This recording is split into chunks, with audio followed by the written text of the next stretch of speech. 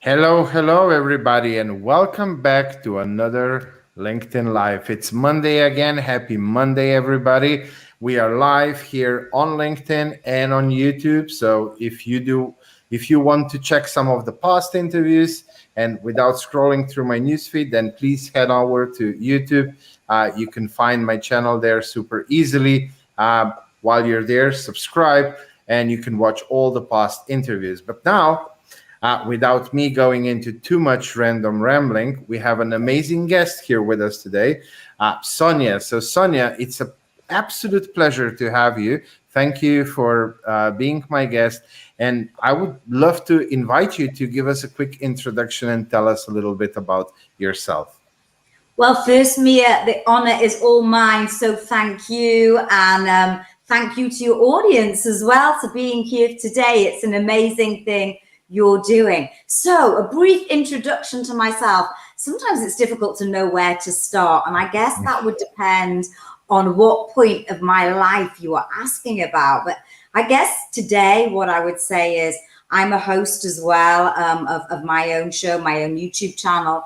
I'm a property developer, a bikini athlete. I've been on stage. But most of my life, I would say what anyone would deem as a successful career woman. I climbed the ladder in the city, very much a male world. And I turned at the age of 40. I just woke up one day and decided there was more to life. And it was at that point my life really changed. And that was 10 years ago. So from that point to today, I've achieved a lot. I've gone on my own mission and really looked at life in a very different way. And I guess where I'm coming from now is I'd like to help as many people in their life that maybe are going through the same thing. Maybe they're in jobs, they're earning money, but they're maybe not feeling fulfilled and they don't know what that looks like or what that feels like. So that's what I'm doing today. I shine a light on people that basically have led a life less ordinary, that have been through adversities and challenges and are now stepping up and serving. That's absolutely lovely. I know even before Corona, I knew a lot of people who on the outside, everything was picture perfect. They were living their dream life as seen from an outside world, but they were deeply, deeply unhappy and unfulfilled within. They had everything together, but everything was falling apart on the inside. And then Corona came, and so many had to stay at home, and there was nothing outside to be busy and not thinking about those things while you're shopping or golfing or something like that. So even more people had to do a bit of a dive inside. And even more people that I know discover that they are not living a life that would make them happy and fulfilled. They are not successful on the inside. They are not seeing themselves as successful at life. So I think what you're doing is an absolutely amazing thing. And we need 10x Sonya so that you can reach out to all those people and guide them on that journey. But let's start at the beginning. Let's start maybe with so you say you woke up. That was probably the aha moment. But maybe if we talk a little bit about the process, because it probably wasn't today I'm going to go in the office, I'm going to cut my boss's tie, and I'm never coming back again. Well, there were moments that I might have felt like that, Mia, but I absolutely, it wasn't a moment like that. And I would advise anyone that if they are feeling that frustrated, that's not the moment to do it. So always at that point of emotion, take a step back, breathe, and try not to react. So yeah, I was feeling that inside for, I would say, a number of months, and various different things had happened along my journey. And look, I had a very successful career. And, I owe a lot to my career where I am today, which I have to say, I'm very blessed to be financially free and be able to have the time to do what I truly want to do. And I think that in itself means more to me than anything. And I think really understanding what freedom means and what it doesn't mean, because I think a lot of us really are slaves to the man. I'm going to say the man, I mean the corporate world. We've become a slave to that, getting up, going to work, commuting, maybe not commuting because of Corona, but being in that box that society has put us in. Now, society is a big term for parents, for social media, for all our surroundings. But really, where we get true fulfillment, and it's a question you, just to sort of come back to the beginning of your question, you talked about, where you get that true fulfillment from, and that has to be from within. It's not from the external world. It's not from the outside. It's from the inside. So 10 years ago, when I woke up, when I awoke, and I didn't literally just sort of fling myself out of bed and say, today's the day, I'm going to jack it all in. It was a process. It was a process over a period of time. It was an awakening. It was a realization that I had given all my life to this corporate world. I mean, I used to live with my BlackBerry by my bedside. I dealt a lot of the time with New York, with the States. I traveled a lot, and they were about to move me over to New York, which was my dream. And then the financial crash hit. Our company was in the midst of it all. And, my boss invited me into the office and said, sorry, your flat that you're about to give up in London, you're about to travel. Well, actually, you can't, because we're at the height of all of this that's going on, and we can't lose one of our most important sales people. So at that moment, my dreams had come crashing to the ground. And I suddenly realized, wow, I have let my company rule my emotions. I have let this organization that pays me a wage, fantastic, rule my inner fulfillment, my inner happiness. And that moment they took this away, that was the time I started questioning, wow, I have given every waking minute. And I'm sure there's loads of people out there that thinking the same. They give every little essence of who they are to the man. Well, I want to tell you now, wake up, please, because the man doesn't give a shit about you. Excuse me for swearing, but they really don't. They pay you a wage at the end of the day, and they pay you a wage to keep you in that box. They pay you a wage to keep you bolted in, to not think outside. And some of us awake, some of us don't awake. Some of us are quite happy doing that. And I'm not here to criticize or say differently. So if you're happy and you're in a corporate environment and you're loving your job, fantastic, that's great. But I'm talking to those people that perhaps are sitting there that aren't happy, or have taken the leap of faith. They've taken the leap. They felt something inside of them. They weren't quite sure what it is, that they knew that scratch needed itching.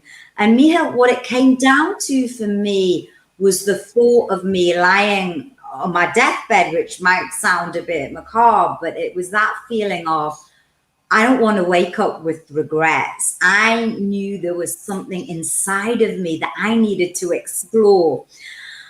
And the thought of, going through my life and thinking, wow, what if I'd taken that step? If only I'd taken that step. And that fear was bigger than any fear of how am I going to do that? What's the next step? What am I going to do?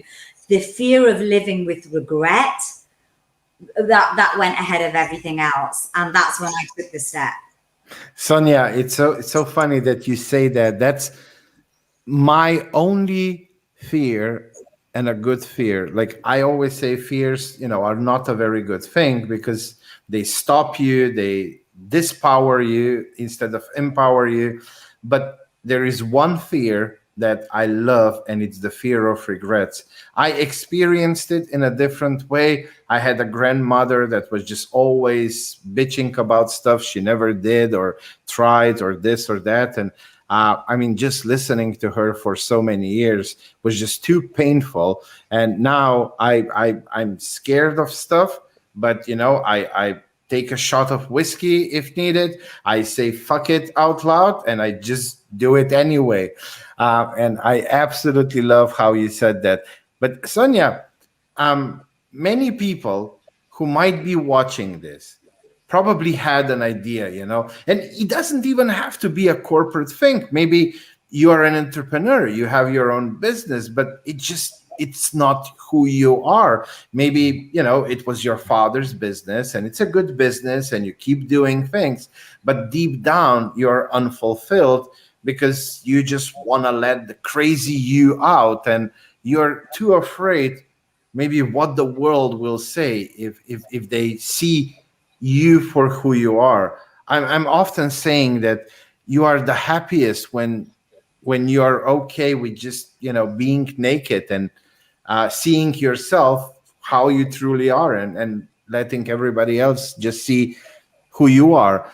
So what was maybe then, after all the things that happened inside of you, and you finally started making the steps, how did that journey look like? Because I know it wasn't easy, it never is. And probably there were ups and downs, and days when you thought, did I do the right thing? And like, I really would love to hear more about that, because I think it will give even more power to your words. Because people might think, oh yeah, I just need to make a decision and then everything will magically align and fall out of the sky. And it's not like that. It definitely isn't like that, Miha. And if only it was like that, but then life would be very different. And I think, look, this journey isn't an easy one, and I'm not here to say it is an easy one. It's certainly a more fulfilling one. But the journey for me hasn't ended, and I don't know if it ever will end. But I'm enjoying the journey, and that is part of it. That is the main thing. However, I'm not standing here and saying it's the easiest thing. And so some advice I would give to people is, discovering your purpose or your passion, or how you eloquently said it, without any clothes on, you're naked, who you really are. Discovering that person is the first part of your journey to discovering your purpose. Who are you? Who is the person that you see in the mirror? And then strip all of that away, because the more you get to know yourself, the more you get to love yourself. And that might sound like a cliche, and I'm sure you hear lots of personal development people say that you've got to love yourself first, but it actually is really, really true. Love and know yourself. Know what your strengths are. Know what your gifts are. Now, this was a really hard thing for me, because we're not actually told what our gifts are. We're told what we're good at in school. You're good at maths, you're good at English, or actually you're rubbish at maths, you're rubbish at English, you're rubbish at science, you're good at this. And I was told from a very early age, funnily enough, that I was never going to amount to much. And it was at that point I remember thinking, wow, and I was in this casting, and literally these career advisors told my parents, well, she doesn't concentrate much at school and all the rest of it. And I was a bit of a rebel back then. And I always looked up to my younger brother, funnily enough, even though he's my younger brother. And he was always he was intellectual, straight A student, went to Cambridge, did a PhD, blah, blah, blah. Very much the intellectual academic route. Now, I went down a similar path. I went to university, I got a good degree, but I knew that wasn't really, really me. And each one of us has got gifts in us, and too many times those gifts are hammered out of us at a very early age. You can probably hear your parents or people that you know, or your school teachers around you saying, stop doing this, stop doing that, concentrate. Why are you always doing this? If you do that, you're never going to amount to anything. So I would say some of the biggest clues about your gifts, firstly, are, what does your life show you today about who you are? Your life will give you clues. If you go back, and I know this was difficult for me, and this actually only came up more recently for me, go back to when you were a child. without all those preconceived ideas. And remember when you were little what you loved doing, and just write them down. And they might not make sense. Some of them won't make sense. You might put down, I love being a train driver, or I wanted to be a dancer. And you think, well, I can't do that now, can I? But there is something in that. There is something in when you were little what you loved doing before everyone else put lots of ideas in you. Look at your gifts. What do people say to you? Wow, you're brilliant at that. But the thing that I really focused on the most was what gets me out of bed in the morning that I don't need motivation to do. What brings me alive? What do I surround myself with? What do I talk to people about and just love talking about?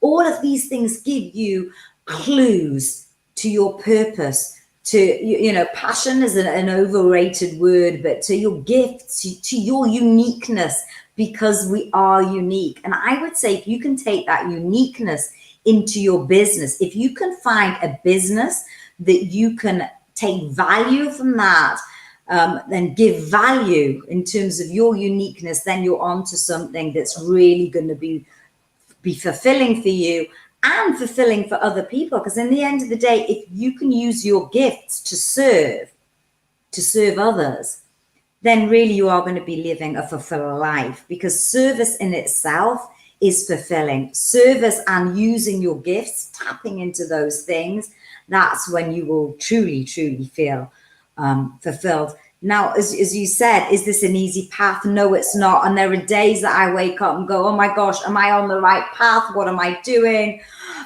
You know, I'm feeling a bit like, oh, maybe these gifts aren't true, or maybe, you know, maybe I've had a bad comment. We all receive criticism and judgment, and you know, you let those things get into you, and you start thinking, oh, is this the right thing I should be doing? And the end of the day, I would say everyone judges. Just for true freedom is forgetting what other people think and trusting your own inner instincts. It really is. That is true freedom. Forget the outside work, forget what everyone else thinks, and just trust yourself. Yeah, I agree. And you know, one thing that I often ask people when they say, "Well, I don't do anything. I'm not passionate about anything," I tell them, "Well, can you take a screenshot of your recommended page on YouTube?"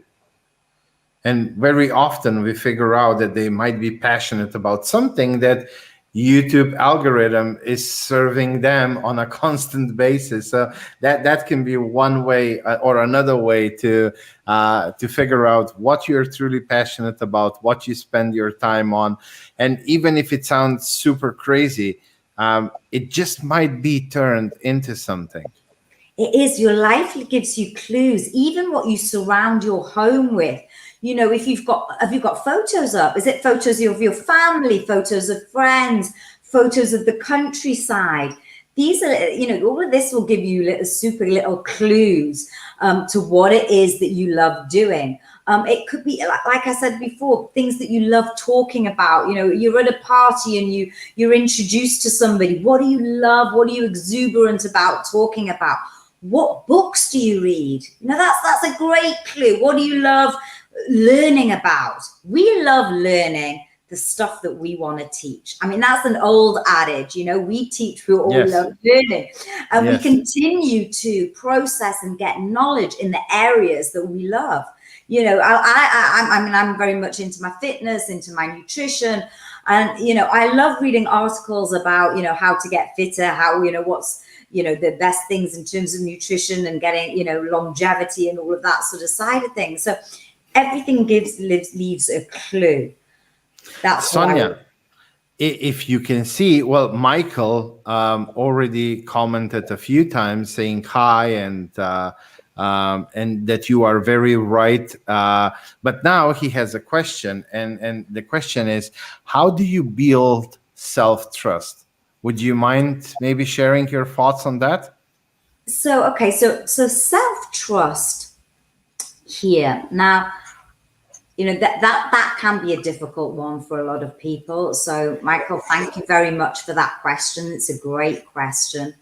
So the way I build self-trust, and the way I've spoken to my clients about building self-trust as well, is just to take, and when I say take a few moments, I don't mean take a few moments, because this could take days, this could take weeks. The journey of self-love and self-trust can take a long time, but it's one that once mastered will change your life. So I would start with just writing everything down, all your accomplishments. Now you might sit here and go, well, I don't have many accomplishments. Woe is me. I haven't done anything in my life. Well, that's rubbish, because we've all done something in our lives. And, too many times we're always fixated on our goals or fixated on our future, which is great. Goals and intention setting are great. But sometimes we've got to celebrate the wins from our past. Sometimes on the year, we've just had a hell of a year. There is not one person in the last year that hasn't been through some obstacle that they've managed to overcome. Just writing those obstacles down. What have you overcome in your life? What difficulties have you overcome? Do you have children? Are you married? It can be anything. Start writing those accomplishments down and start believing, wow, oh my God, I have actually accomplished a lot. Now, what we tend to see is we accomplish a lot in 10 years, and we overestimate what we think we're going to achieve in a year. So look back on 10 years and just start that process of writing down and acknowledging everything that you've achieved within 10 years. Go back further, go back as far as you can, and really start loving that part of yourself. Another idea that I've done as well is ask some close friends, what do they admire about you? What is it about you? Now, I find this helps if you ask different circles of friends that know different aspects of you. What is it they love about you? And just ask different people in different areas of life, and that will slowly build your self-trust, because people will love you for who you are. And it might be a different circle of friends, and some people might love you for your business attributes, your whatever it may be. Other people it might be your family that love you for you being loving or kind or whatever. But ask as many different people in different circles, and just keep writing those down and build up this love tank, basically, of things that you can look at and really fill yourself up with. It's like filling a car with petrol. You need to fill yourself up with that self-love, that self-belief. Does that make sense? Well, it makes absolute sense from my perspective. Just recently, I have a client that wasn't feeling enough self-confidence. She's a coach, and a very, very good one, an absolutely amazing one, but she didn't saw herself with those eyes. And so one of the tasks that I gave her was every evening before she goes to bed to write down, and she can repeat those sentences, all the compliments, all the nice things, all the recommendations, everything that she got, just to write them out day after day before going to bed, just to build that self-confidence and build that worth, that because she really is amazing. But yeah, she had a bit of a problem seeing herself as the amazing person that she is. And quite often we don't see it in ourselves. I think that's quite, we've got so many limiting self-beliefs around us. Yeah. We've all got our own, what we call paradigms, what we've learned from birth, really, from growing up. We've all been bombarded with these different things that people have told us about ourselves. And so who we really are is amongst all this stuff that we need to get rid of. And so when people look at themselves, and I do the same as well, I don't often see what other people see, which is why it's great to get other people's opinions as well. And I don't mean strangers, people that really know you very well. And also to keep writing them down. And Mia, like you said, to keep affirming them, keep going over, looking over them and remembering, because there will always be moments in your life on a daily basis. I mean, I don't know how many, we've got something like 60,000 thoughts that go through our mind a day, and the majority of those sadly are negative. But if we keep having the positive affirmations, and this is, I find writing down really helps it form in your mind as well, because we're reprogramming. You're actually reprogram the old paradigms, your old self beliefs that say you're not good enough. You're in your client's case, maybe you're not a good enough coach or whatever she was suffering. Those are all programmed into us. So we've got to almost reprogram the mind by telling ourselves and these constant affirmations and looking and writing these down. And I do believe those help, and they really do. And I've been there, and I'm doing it myself, and I do it on a daily basis as well.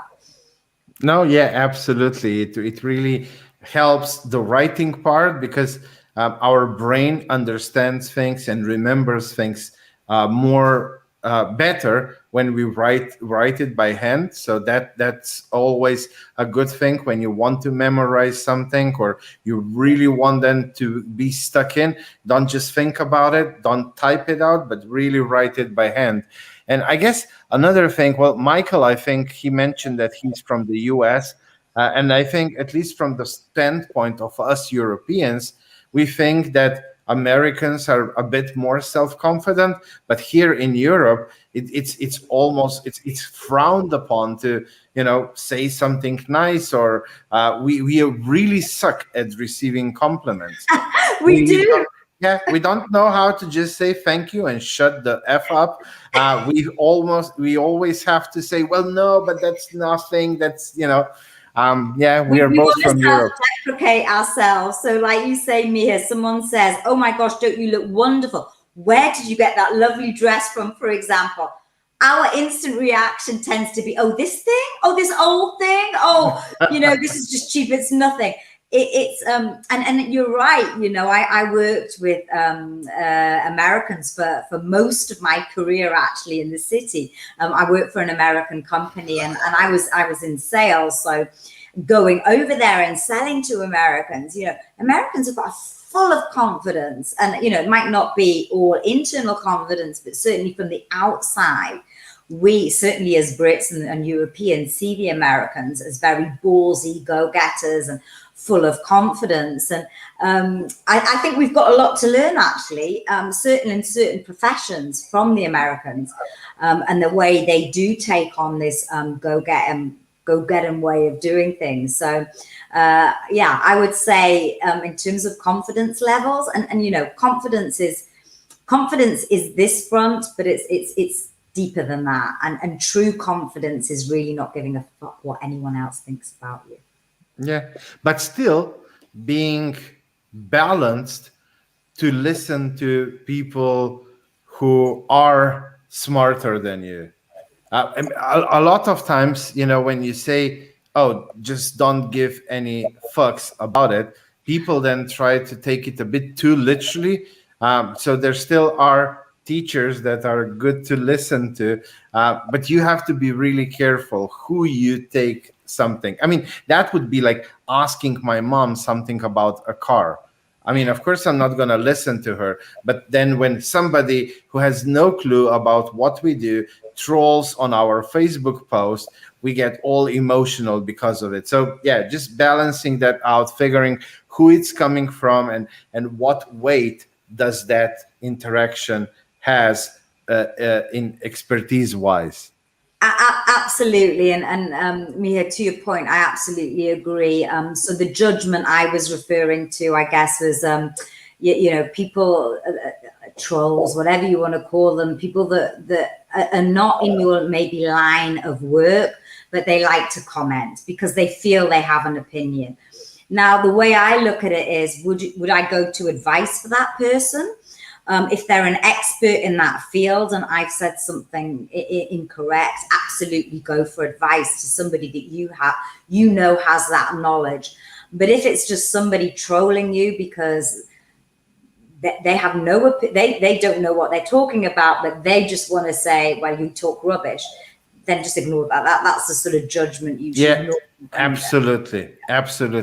And Michael just commented that, playing where's the comment? Oh, here it is. So minimizing yourself, and playing small will always keep you from achieving your dreams. And yes, Michael, you're absolutely spot on. um, there is this fine line between being overconfident, when maybe you are overconfident about something you might not be as good as you think, and being playing too small. So it would be again about finding that right balance that will empower you and help you move forward.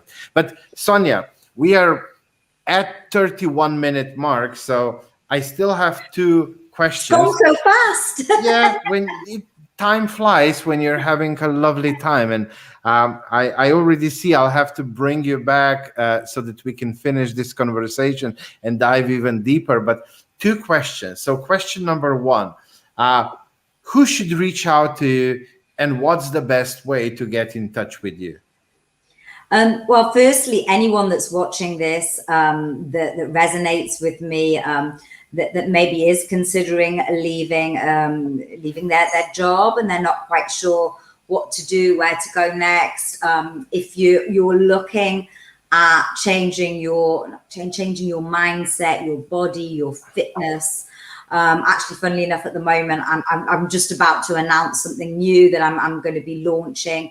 I'm going to be opening up for just a couple more clients. I'm going to be doing a mind body transformation coaching program that I'm literally launching by the end of the week. Now I've got to launch it right by the end of the week. Yes. But really, so people can reach out to me at the Sonya Morton Firth Show. So I have my YouTube channel where I'm normally interviewing. So it's nice to be on the other side of the interview. So I'm normally interviewing inspiring guests, people that have gone through adversities and challenges and have changed their life around and are now serving and helping others. So if you're interested in having an injection of inspiration, learning from those that have overcome challenges and adversities. It's for anybody that's talking about either mental health, physical challenges, mental challenges, all sorts of people literally from MMA fighters to coaches to veterans to entrepreneurs. It's a wide spectrum of people that live a life less ordinary and that go beyond. I'm going to say that word, that just go beyond, above and beyond.